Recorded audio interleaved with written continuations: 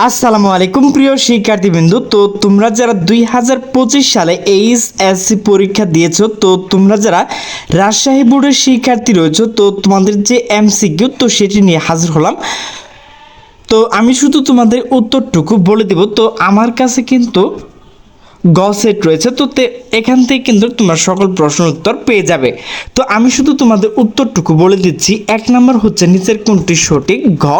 2 হচ্ছে ক, 3 হচ্ছে ঘ, 4 হচ্ছে ঘ, 5 হচ্ছে গ, 6 হচ্ছে ক, 7 হচ্ছে গ, 8 হচ্ছে ক।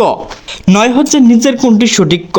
10 হচ্ছে খ, 11 হচ্ছে খ, 12 হচ্ছে ক, 13 হচ্ছে নিচের কোনটি সঠিক, খ।